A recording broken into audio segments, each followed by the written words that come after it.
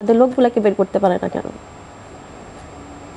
আপনারা যেমন দীর্ঘ অপেক্ষা করছেন 11 বছর ধরে, আপনাদের স্বামী এবং ছোট ভাই, আপনার বড় ভাই তো এখনো নিখোঁজ আছে। আপনাদের পরপর এই 2 বছর পরে যিনি গুমের শিকার হয়েছিলেন তিনিও দাবি করেছেন যে তিনি মিথ্যা অভিযোগে তিনি 6 মাস গুমের শিকার হয়েছেন। মশিউর রহমান মামুন তিনি লন্ডন থেকে আমাদের সাথে যোগ দিবেন। আমরা তার দুঃখের কথা শুনব। দর্শক, আমরা লন্ডনে মশিউর রহমান মামুনের কাছে যাচ্ছি। মামুন, আপনি কি আমাকে শুনতে পাচ্ছেন? জি, ধন্যবাদ এনটিভিকে, আমি আপনাকে শুনতে পাচ্ছি। আপনি যদি আপনার গুমের কথা আমাদেরকে বলেন যে কোথা থেকে কিভাবে কি অভিযোগে আপনাকে তুলে নেওয়া হলো। জি, ধন্যবাদ। আমি লন্ডন থেকে ফেব্রুয়ারি মাসের 12-13 তারিখের দিকে দেশে যাই। আমাকে তখন আমেরিকাতে ছিল আমাদের সাদেক হোসেন খোকা সাহেব। উনি আমাকে বললো যে তুমি ফিজিক্যালি দেশে না গেলে কাজটা হবে না, তুমি একটু দেশে যাও। তো আমি ফেব্রুয়ারি মাসের 12-13 তারিখের দিকে দেশে যাই এবং 22 তারিখ রাতে শুনতে পাই একটি টেলিফোন কনভারসেশন, যেটাই আমাকে গ্রেপ্তার করা হয়, যদিও গলার স্বরটা আমার নয়। আমি কাজটা সেরে আপনার ফেব্রুয়ারি মাসের 23 তারিখে আমি থাইল্যান্ডে যাব, থাইল্যান্ড থেকে আমি লন্ডনে চলে আসব। যে সরাসরি লন্ডনে আসছিলাম না, তার কারণ যেহেতু লন্ডন আমাদের পলিটিক্সের একটা হাব। তো আমি যখন বোর্ডিং পাসটা নিব, ঠিক সেই মুহূর্তে দুজন কর্মকর্তা আমাকে এসে বলে যে ইউ আর আন্ডার অ্যারেস্ট, এবং আমাকে তারা বলে তাদের সাথে যেতে হবে। তো আমি অ্যারেস্ট ওয়ারেন্ট দেখতে চাইলাম। তো আমাকে তারা বললো বেশি কথা বলবেন না, কথা বললে আপনার ক্ষতি হবে। আপনি আমাকে অ্যারেস্ট করে নিয়ে যাচ্ছেন, আপনি আমাকে কোনো কজ দেখাবেন না, আবার বলবেন ক্ষতি হবে। তো ইন দ্য মিন টাইম জোর করে তারা আমাকে এয়ারপোর্টের দোতলা থেকে নিচতলায় ভিআইপি লাউঞ্জে নিয়ে গেল। তো ভিআইপি লাউঞ্জে দেখলাম অনেক পুলিশ। তারপরে ভিআইপি যেখান থেকে বের হয় বা যেখান থেকে গাড়িতে নামে এসে, সেখান থেকে দেখলাম প্রায় 7-8টা পুলিশের গাড়ি আমাকে গাড়িতে উঠালো, আমার চোখ বেঁধে ফেললো, হাতে হ্যান্ডকাপ পরালো এবং মাথায় একটা টুপি পরিয়ে দিল, যাতে আমি কিছু না দেখতে পাই, যেটাকে জম টুপি বলে। তারপরে গাড়িতে করে আমাকে তারা একটি অজ্ঞাত স্থানে নিয়ে যায়। নিয়ে যাওয়ার পরে আমার উচ্চতাটা মাপে, তারপরে আমার সাথে কোনো কথা না বলে আমাকে ওই হাতে হ্যান্ডকাফ লাগানো, চোখ বাঁধা, ওই অবস্থায় আমাকে বসিয়ে রাখে। তারপরে আমি তো তখনও কিছু বুঝে উঠতে পারছিলাম না আমি যে গুম হতে পারি, এরকমের আমার কল্পনারও বাইরে। কারণ একটা সভ্য দেশে তো আসলে গুম এর আগে হয়েছে অনেক, কিন্তু আমাকে যে এয়ারপোর্টের মতন একটি উন্মুক্ত জায়গা থেকে এভাবে নিয়ে যাবে, এটা আমার কল্পনারও বাইরে ছিল। তো তারপরে আমাকে নিয়ে যেয়ে আমাকে একটি ঘরে ফেলে রাখলো। তারপরে মনে হয় তখন গভীর রাত, কারণ আমি 7:30-8টার দিকে আমাকে নিয়ে যায় তারা। তো আনুমানিক তখন তো আমার সেন্স ছিল, আনুমানিক 11টা-12টার দিকে আমাকে এসে আপনার ওই যে একটা উঁচু লেভেলে ঝুলিয়ে দিল, যা মানে পা মাটির থেকে অল্প সামান্য উপরে। তো এবং প্রথম দিন কোনো কথা না বলেই তারা আমাকে শারীরিকভাবে চরম নির্যাতন করলো। আমি কিন্তু ঝুলানো। এবং আমি কেন দেশে এসেছি, আমার উদ্দেশ্য কি, আমার কার কার সাথে আমি দেখা করেছি, আমি বিএনপির মহাসচিবের সাথে দেখা করেছি কিনা। কারণ তার কিছুদিন আগে আমি গুলশানে বিএনপির মহাসচিব মির্জা ফখরুল ইসলাম আলমগীর সাহেবের সাথে একান্ত একটা বৈঠকে আমি রুনি ছিলাম, অন্য কেউ ছিল না ওই বৈঠকে। তো আমরা দুজন প্রায় ঘন্টা দেড়েকের মতন আলোচনা করি। তো ওই বিষয়ে জানতে চায়, তো আমি তো অস্বীকার করি। অস্বীকার করি, এবং আমাকে তারা যতই আমি অস্বীকার করি ততই আমার নির্যাতনের মাত্রা বাড়িয়ে দেয়। এবং তারপরে শুরু করে যে আমি যেহেতু লন্ডন থেকে গিয়েছি, তো ভারপ্রাপ্ত চেয়ারম্যান তারেক রহমান সাহেব আমাকে কি মেসেজ দিয়ে পাঠিয়েছেন যেটা আমি মহাসচিবকে ডেলিভারি করেছি। তো আমি ওই টর্চাররত অবস্থাতেই তাদেরকে বলি যে দেখেন, ভারপ্রাপ্ত চেয়ারম্যান মহাসচিবকে তথ্য তো আমার মাধ্যমে দিবে না, ওনার চ্যানেল আছে, দেওয়ার হলে সেই চ্যানেলে উনি দিবেন। কিন্তু তারা কোনো কথাই বিশ্বাস করে না। সে বলে না, তুমি লন্ডনে থাকো, ভারপ্রাপ্ত চেয়ারম্যান লন্ডনে থাকে, সেই তুমি এত বেশি দেশে যাতায়াত করো, তুমি তার মেসেজ নিয়ে আসো, তার মেসেজ ফিজিক্যালি ডেলিভারি করো।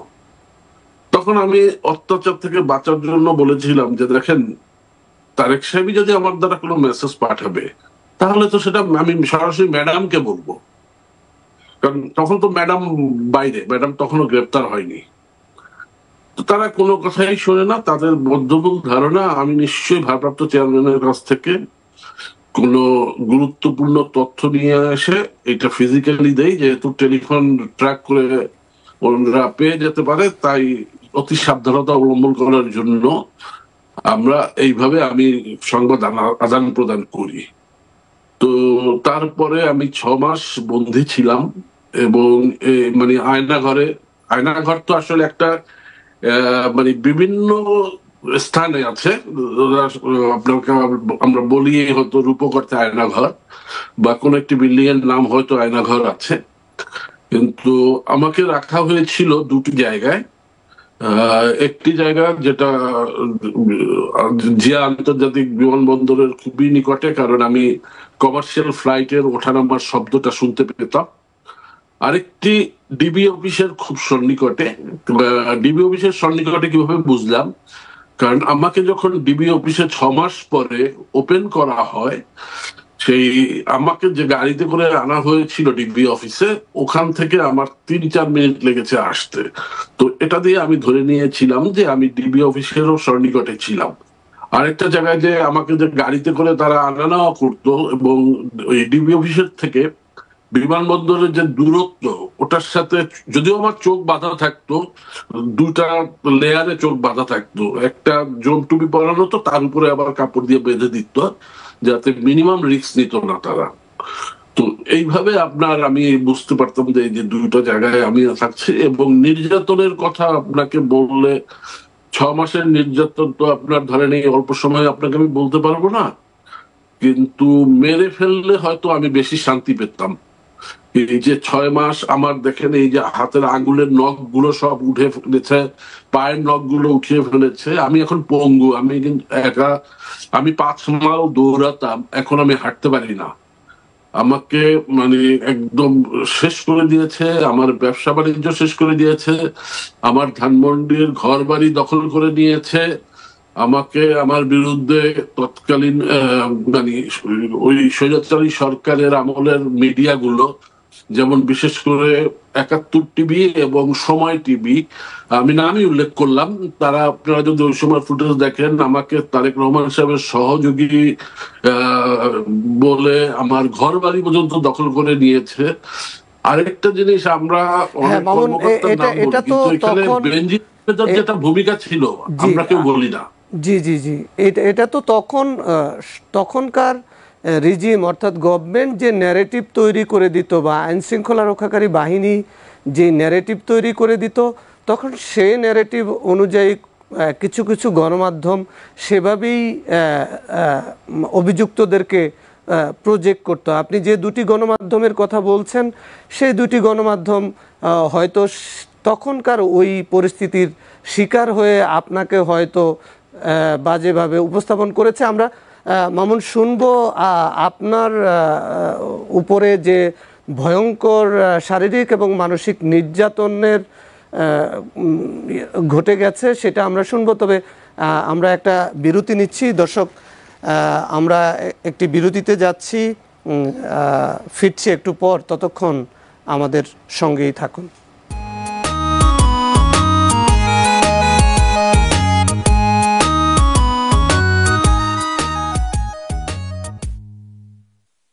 জুলাই আপনাদের প্রিয় চ্যানেল এনটিভি 22 বছরে পদার্পণ করল। এই শুভক্ষণে সুধী দর্শক, শিল্পী, কলাকুশলী, বিজ্ঞাপনদাতা, কেবল অপারেটর ও শুভানুধ্যায়ীদের জানাই এনটিভি পরিবারের পক্ষ থেকে আন্তরিক শুভেচ্ছা।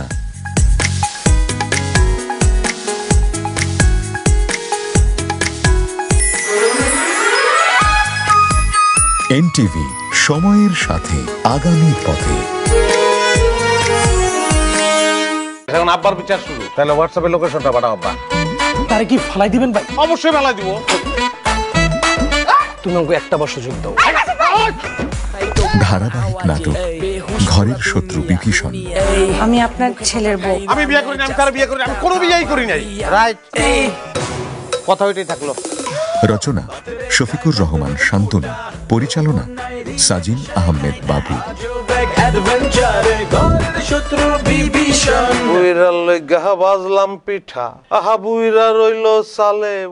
দেখবেন রবি, সোম ও মঙ্গলবার রাত 8:20 এনটিভিতে। দোকান কেমন চলে? জি ভালো চলে। এর আগে অনেকে এই দোকানে বসছে, তুমি বসার পর দোকানের চেহারা পাল্টে গেছে। রেদিশা চকো ফান বিস্কুট নিবেদিত ধারাবাহিক নাটক প্রবাসী পরিবার। আর কইবেন যে প্রবাসে থাকতে থাকতে পোলার চেহারা হইতেছে বিদেশি মত হয়ে গেছে। তুমি এই দোকানে বসে বসে কি করো এটা দেখতে আসলাম। কি আর করব, দোকানে দোকানদারি করি। আমার বউর কোনো অভাব আমি রাখছি যে তার বুদির দোকানে এসে বসতে হইব? শিলা এই বাড়িতে মেহমান হয়ে আইছে, ওখানে ঝগড়া করবো কে লেগে? আর যদি করতে রচনা ও পরিচালনা মারুফ রহমান। শাখের করাত যাই তো কাটবো, আই তো কাটবো। আর আমার সৌদি যাওয়া লাগবো না, আপনি আমার টাকা ফেরত দেন। আরে পাগল, টাকা পয়সা কি আর আমি পকেটে রাখছি রে? তাইলে আপনি আমার পাঠানোর ব্যবস্থা করেন। তোমার আর কথা কি? এটা লাগবো সেটা লাগবো, এইসবই তো ফালতু কথা। তুমি আমার জামাই, আমার কোনো কিছু লাগলে আমি তোমারে কমু না তো কারে কমু? পাশে পাশে বেটারে।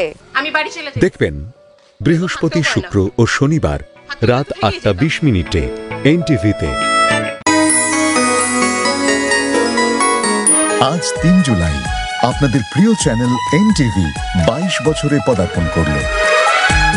এই শুভক্ষণে সুধী দর্শক, শিল্পী, কলাকুশলী, বিজ্ঞাপনদাতা, কেবল অপারেটর ও শুভানুধ্যায়ীদের জানাই এনটিভি পরিবারের পক্ষ থেকে আন্তরিক শুভেচ্ছা।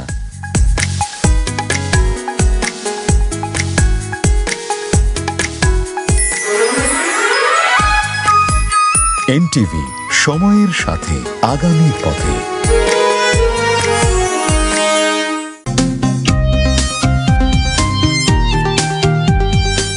স্বাস্থ্য বিষয়ক অনুষ্ঠান স্বাস্থ্য প্রতিদিন।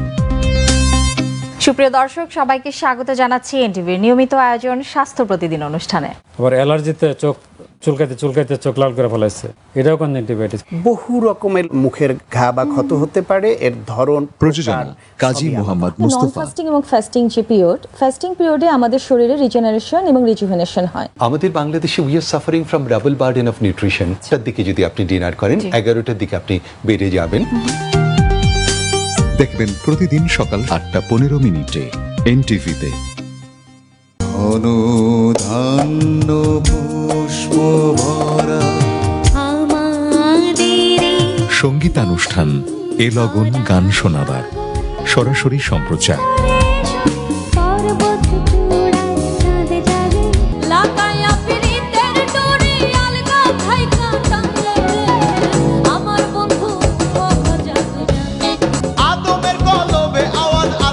প্রযোজনা জাহাঙ্গীর চৌধুরী। মলা তুই রে তুই, আওয়ালে আখেরে মলা তুই রে তুই। দিন থাকিতে দিনে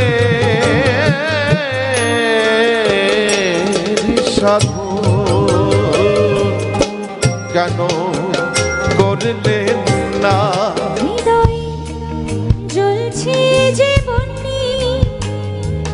দেখবেন শনিবার রাত 11:30 এনটিভিতে।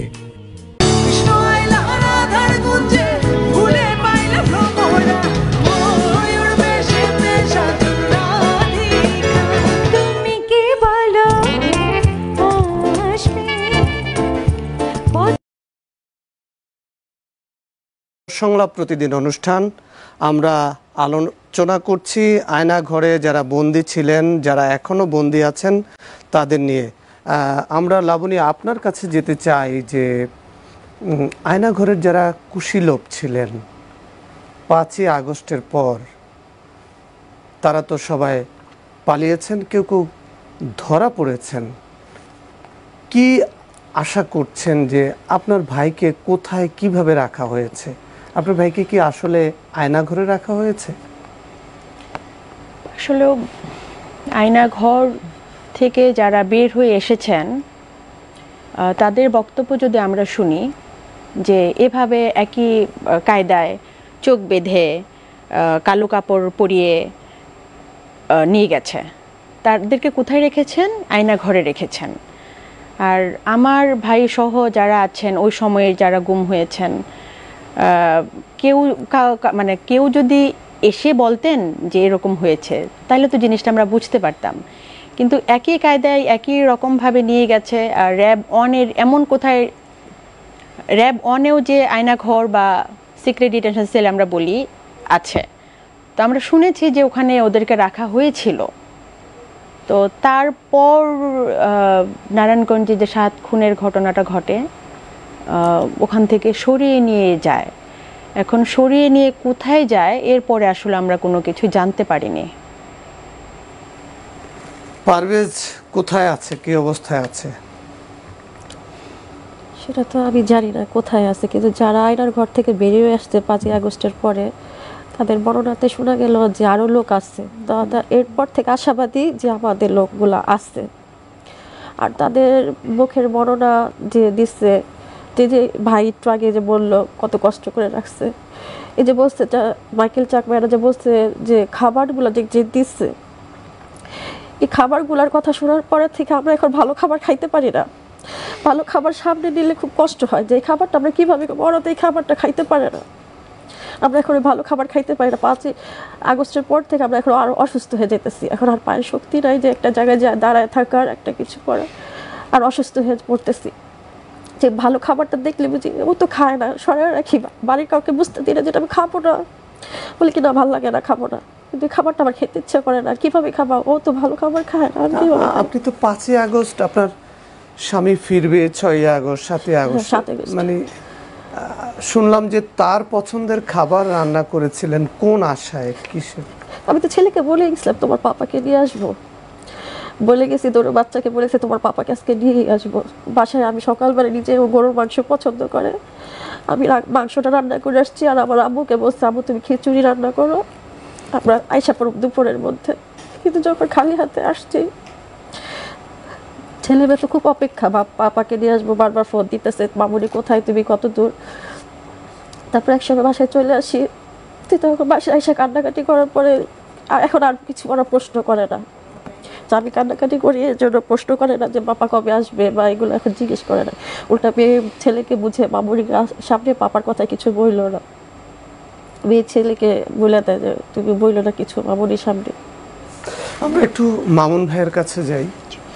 জি মামুন ভাই, আপনি কি শুনতে পাচ্ছেন? আপনি শুনলেন যে আমাদের পারভেজ হোসেনের স্ত্রী ফারজানা আক্তার এবং আমাদের মাজহারুল ইসলাম রাসেলের ছোট বোন আমাদের নুসরাত জাহান লাবণী বলছিল যে তারা 5ই আগস্টের পর আশাবাদী হয়েছিলেন যে তাদের ভাই এবং স্বামীকে ফেরত পাবেন, এজন্য তারা প্রস্তুতিও নিয়ে গিয়েছিলেন এবং রান্নাবান্না করে গিয়েছিলেন যে তাদের প্রিয় মুখটি আসার পরে সেই খাবার খাবেন।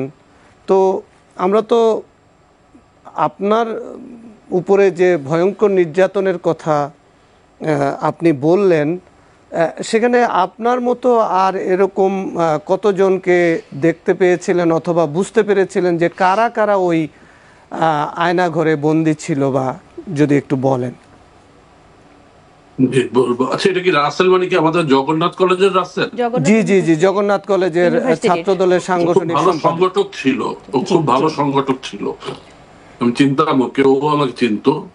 এ নিয়ে আসলে আমাদের তো চোখ বাঁধা থাকতো পুরোটা সময়, কিন্তু আমরা শব্দ শুনতে পেতাম যে অসংখ্য লোক আছে। ওখানে মানে প্রচুর লোকের কান্না আহাজারি, চিনা যেত না কার গলা কোনটা, কিন্তু প্রচুর লোকের আহাজারি, টর্চারের শব্দ এইগুলো শোনা যেত।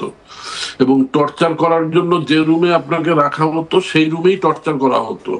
তো সুতরাং ওই শব্দগুলো ভেসে আসতো, বিশেষ করে গভীর রাতে যখন আমাদের কাছে তো 24 ঘন্টায় গভীর রাত ছিল, তারপরও যখন আপনার নির্যাতন গুলো করা হতো আমরা ধরে নিতাম এটা মিড নাইটে করা হতো, গভীর রাতে। তো সেই আওয়াজগুলো দ্রুত ভেসে আসতো কানে, কারণ তখন তো চারিদিকে নীরবতা থাকতো।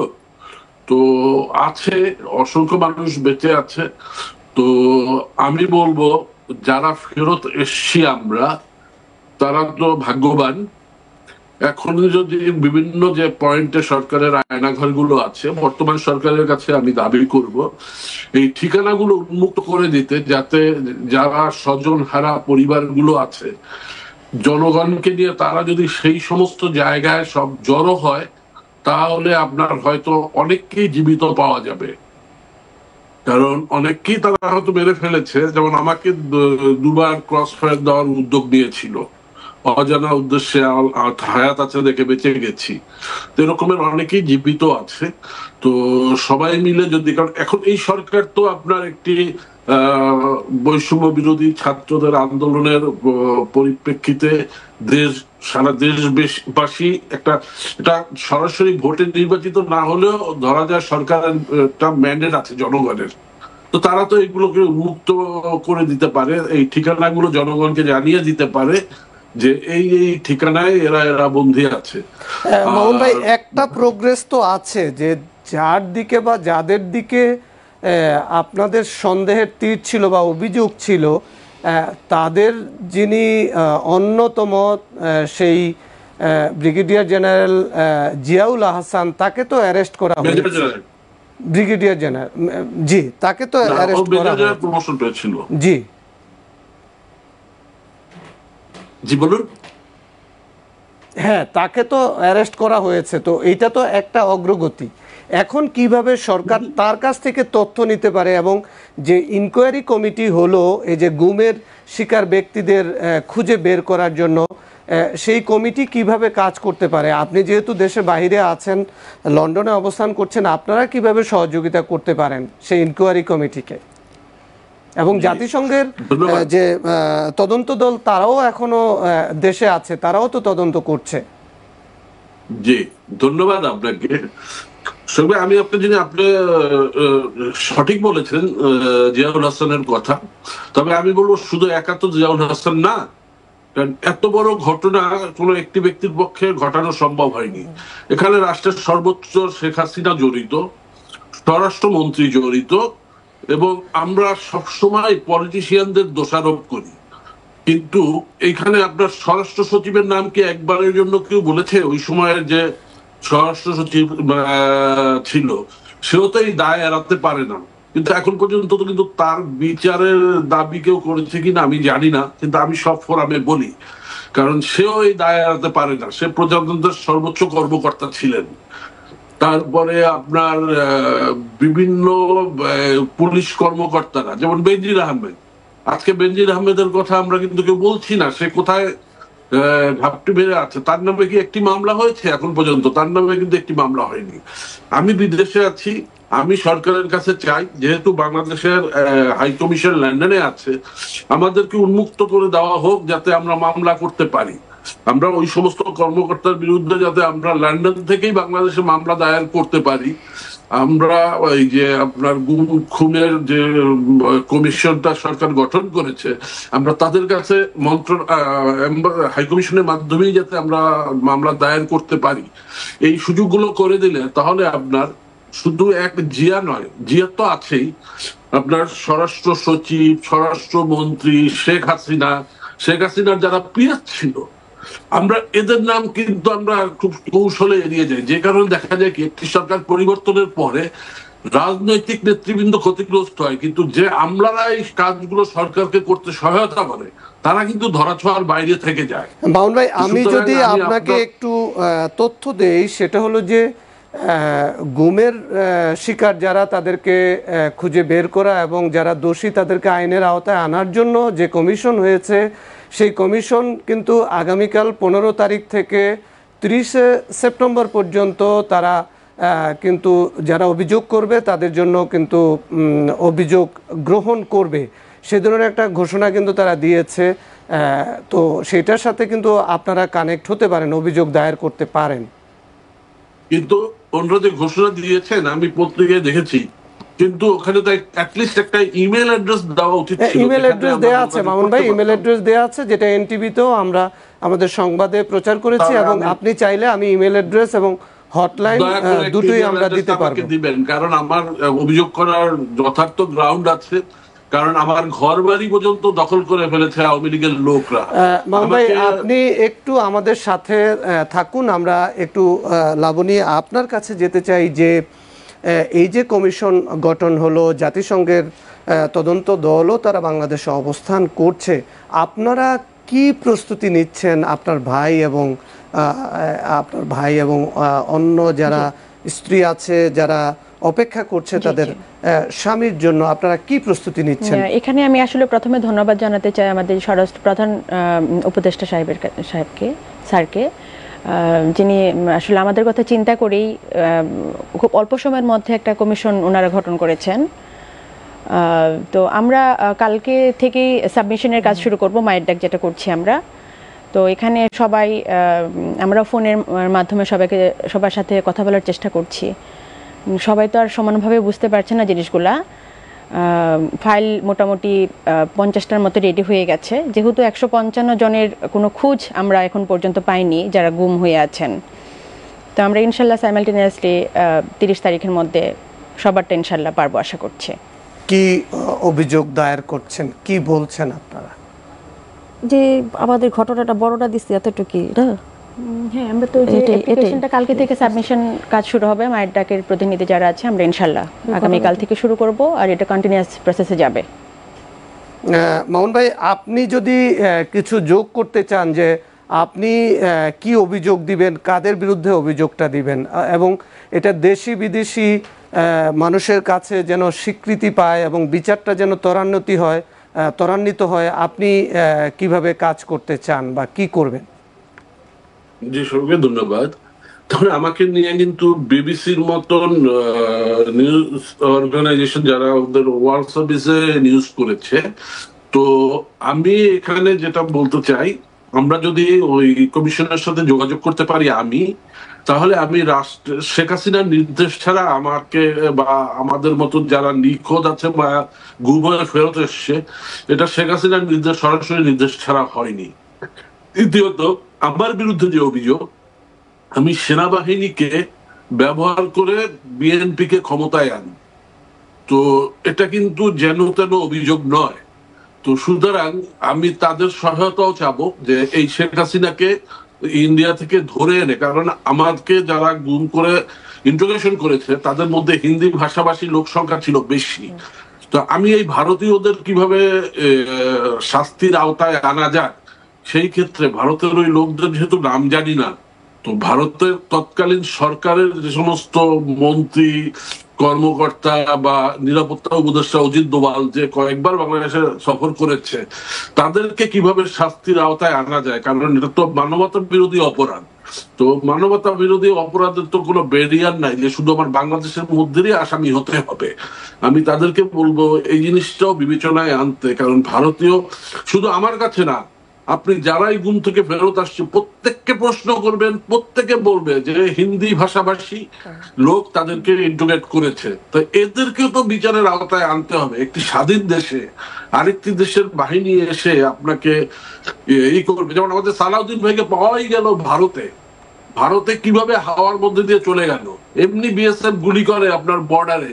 ফেলান্ডির মতন এই যে সেদিন স্বর্ণা দাসকে আরেকটা হিন্দু ছেলেকে সেদিন মারলো, অথচ সালাউদ্দিন ভাই কিভাবে শিরোনারে পাওয়া গেল। তো সুতরাং ভারতীয় কর্তৃপক্ষকেও আমি জানি না আর কেউ দাবি করেছে কিনা এই বিচারের আওতায় আনতে হবে। এবং আমি আপনার মাধ্যমে মাননীয় প্রধান উপদেষ্টা মহোদয়কে এই নিবেদন করতে চাই আপনি আমাদেরকে দিক নির্দেশনা দেখান, শুধু বাংলাদেশের লোক নয়, ভারতের যারা যারা আমাদের এই অন্যায়ের সাথে জড়িত তাদেরকে কিভাবে শাস্তির আওতায় আনার জন্য ভারতকে জবাবদিহিতার আওতায় আনতে হবে। জি মামুন ভাই, এর আজকে সঠিক বিচার আমরা হবে না। আমাদের এই অনুষ্ঠানটা এখানেই শেষ করতে হবে। আমরা একদমই অনুষ্ঠানের শেষ পর্যায়ে এসে পৌঁছেছি। মামুন ভাই আপনাকে ধন্যবাদ, এবং লাবণী আপনাকে ধন্যবাদ, এবং ফারজানা আপনাদের তিনজনকেই ধন্যবাদ জানাচ্ছি। আমরা চাই যে আপনাদের স্বজনরা যেন ফেরত আসে, এবং মামুন ভাই যে নির্যাতনের শিকার হয়েছেন তিনিও যেন ন্যায় বিচার পান, এবং এই ধরনের ভয়ঙ্কর মানবতা বিরোধী অপরাধ কর্মকাণ্ডের সাথে যারা জড়িত তারা যেন আইনের আওতায় আসে এবং তাদের জন্য বিচার নিশ্চিত করা হয়, সেই দাবি আমাদের পক্ষ থেকেও আমরা জানাচ্ছি। আমরা চাই সেটি ঘটুক। দর্শক, আপনারা দেখছিলেন আইএফআইসি ব্যাংক নিবেদিত সংলাপ প্রতিদিন। আজকের মতো আমাদের এখানেই শেষ করতে হচ্ছে। আগামীতে হয়তো অন্য কোনো অতিথিদেরকে নিয়ে অন্য কোনো বিষয়ে আপনাদের সামনে আবারও হাজির হব। সবাই ভালো থাকুন, সুস্থ থাকুন, নিরাপদে থাকুন।